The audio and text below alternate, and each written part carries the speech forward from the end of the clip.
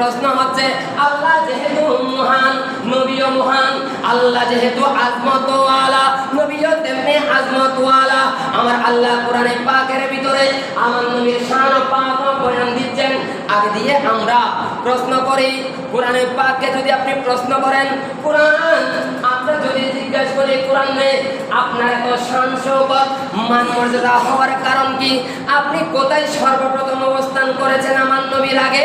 বলতেছে আমি আমার মাহবুব নবীর আগে কোথাও তো আমি অবস্থান করি নাই, অবস্থান করেছি একটি মাত্র জায়গায়। আমার নবী দুনিয়ার জমিনে 10টি প্রকার পর পর অবস্থান করেছি। কোথায়? আমার কোরআন নিজের আল্লাহর কোরআন নিজে জবান খুলে বলতেছেন বাল হুয়া কুরআনুম মাজিদুন ফি লাওহিম মাহফুজ।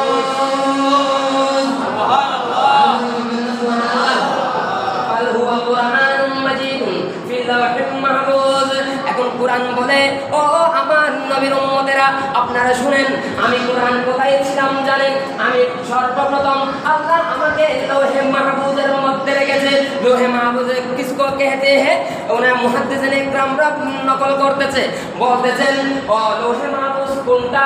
লৌহে মাহফুজ হচ্ছে আল্লাহ এটা এমন একটা জায়গা, লৌহুন মানে স্থান মানে কাগজ মানে একটা তক্তা, ওই তক্তার মধ্যে নুরানি একটা জায়গা, যে এই জায়গাটা আল্লাহ যার পার্শ্ব হচ্ছে, যার দেওয়াল হচ্ছে ইয়াকুত পাথর দিয়ে সুবাসিত সৌন্দর্য মণ্ডিত করেছেন আল্লাহ।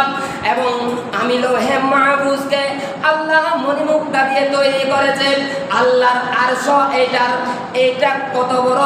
আমার লৌহে মাহফুজ নিজেই বলে আমি আসমান এবং জমিনের যতটুকু দূরত্ব, আমি লৌহে মাহফুজ তার চেয়ে অনেক বড়। আমি লৌহে মাহফুজ তার চেয়েও বড়। আর আমার প্রস্থ কত বড়? বলতেছে পৃথিবীর পূর্ব থেকে পশ্চিম প্রান্ত পর্যন্ত আমার প্রস্থ।